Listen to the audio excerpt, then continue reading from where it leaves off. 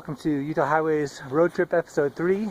Today it's a week later, a week and a day since our famous dog rescue here on this cliff. And I've come back to get that rope back that got left. I've got with me a couple companions. There's Isaac. Isaac, what's your last name? Hale. Isaac Hale from the Daily Herald, photographer. We'll talk to him a bit. And there's Andrew, our team leader from last Saturday. We're here to answer a couple questions. For example, how high exactly is this cliff? And how did the dog get on it? Stay tuned. Here we are back at the top of the cliff. Andrew gets to have all the fun today. He's going to rappel down and grab that bag. We're in considerable fog this morning. Andrew, do you feel safe down there? I do. If you jumped, how far do you think you'd fall?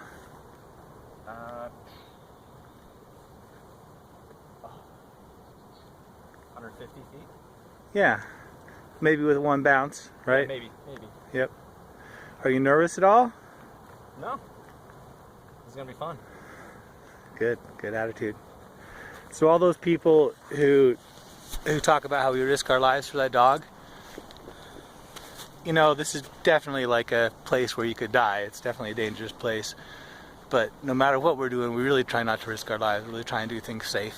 And this is something that my team, the Utah County Sheriff's Search and Rescue Team, we do this kind of thing all the time. So we're familiar with all our gear, trust everybody, and like Andrew said, it's kind of fun. We feel quite safe with some practice. So don't try this at home without some good training. Let's answer that question everyone has about how the dog got in here. I'm going to show you right now. I know it's hard to see exactly what's up and down here, but if you look just over to the north side of this cliff, you can kind of tell maybe right down there where it's almost totally vertical, and then you get some places moving up this way where there's some ramps. Now there's spots where it's really quite dicey, you know, not exactly a flat path to walk on, but that's where we saw the dog's tracks come in. So he got around somewhere over there, either came up from below or more likely went over the top of this and came down to it. But once you pass this spot right down there, that's kind of the worst spot going around that corner, and that's where the dog was, Mary was unwilling to go back and forth, so he ended up running back and forth, you know, the length of the cliff down below where Andrew's going to drop to in a minute.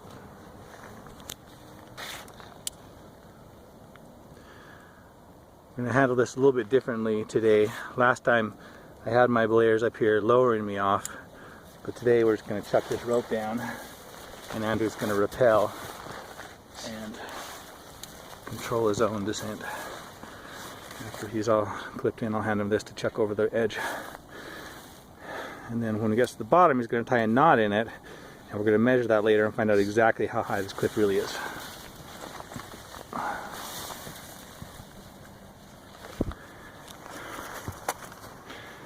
You might as well go straight down to your left.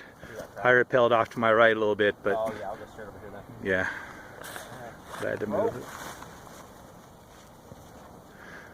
The most important thing to remember before you chuck a rope down, one thing is you shout rope, so if anyone's down there, they know to, you know, not get smacked on the head or whatever.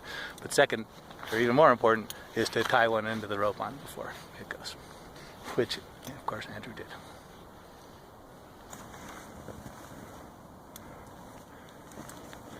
Just taking up all the slack. Double checked your harness and everything? Yep. All right.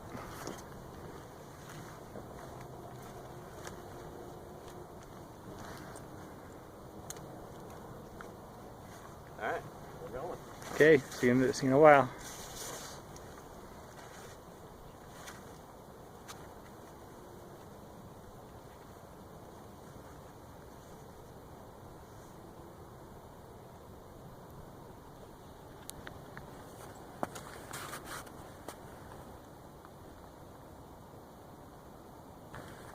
And over here we have Isaac getting some stellar photographs. On today's episode, I want to talk to you a little bit about search and rescue, like why we do these things, what kind of things we do. Here in Utah County, we do between 80 and 100 rescues per year on average. And there are often people getting stuck on cliffs because we have cliffs everywhere and people think they can just climb wherever they want. but it's the people who don't really know what they're doing, who aren't climbers, who don't have experience, that usually get into trouble because they lack the judgment to know what's safe and what's not. Sometimes it's just people hiking on our many trails. We have such beautiful mountains everywhere, Timpanogos, just world-class kind of trails everywhere, wildlife, wildflowers, moose, mountain goats. You can see stuff like this all the time. And sometimes they just twist an ankle or get lost or get cold. You know, maybe they weren't prepared for the elements, not realizing how much colder it is once you get up high than get down below. So please, the thing you can do, the first thing you can do if you want to help search and rescue is to go prepared. You can't avoid all accidents. And frankly, if you call us because you get in trouble, we're not going to charge you. We're free. And we do that. It's really important because that way people, when they get in trouble, they will call us. If you really need help, call 911. There's a chance your cell phone will work. If you've got line of sight down one of the mountains to one of the cities or maybe one of the canyons, you may be able to reach us. And when stuff happens, even if you really were unprepared, even if you had really poor judgment, that's unfortunate. But we're not going to make fun of you. We're going to treat you with your respect anyway. And our job is just get up there and get people home safely. So please don't worry too much about that. But go prepared. Look up the 10 essentials. Bring some extra food, water, clothing, light, batteries, the basic things you need so that we don't have to, leave our families and work and whatever other activities we got going on to rescue you. We're happy to do it if you need it, but try to stay safe anyway. We don't want you putting yourself in danger. Second question we get asked a lot about search and rescue is why we do this. And I think the answer for almost all of us is really easy, and it's because it matters. Because people need our help. Without it, they're going to get hurt, they're going to die, things are going to get worse, and there's going to be a lot of misery that could have been avoided. And so that's our goal, is to help avoid that. Sometimes it's too late, granted, and then our job is to, bring bodies down and at least get closure for the families. Not quite as happy of an ending, but we take that seriously also. Please don't be that person. Be careful, use judgment. One of my favorite sayings about this is that experience is what you get when you don't have experience. Yeah! Are you down? Okay. We'll talk again in a minute. Rope! Alright, I'll head down and meet up with the others. Okay, here we are back at the base of the cliff. Here's where Andrew just walked across. And we've answered another question. When Andrew got to the bottom, he tied a knot in the rope right at the base. So when I chucked it off the top, we could see exactly how far it is. And there's a 200-foot rope. We pulled the two ends even, and one end is 10 feet longer than the other, and we figured out this is a 90-foot cliff.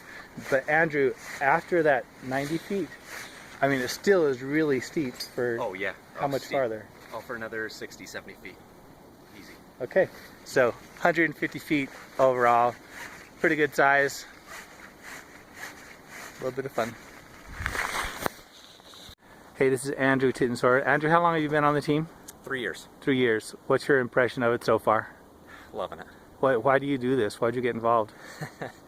That's a really good question. I got involved because I really enjoy the outdoors, but I don't know, it's been a lot more than that ever since getting on and actually helping people, making a difference. It's a lot of fun. Yeah, awesome. Tell us your perspective of this rescue last Friday.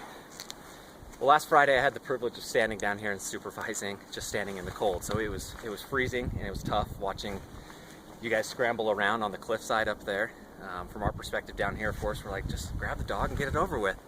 But having just rappelled and coming down that and actually seeing how small that ledge is, it makes a lot more sense now why it was taking so long and why it was so dangerous for that dog up there. I mean, there's places where you could stand comfortably, but most of it was inches wide.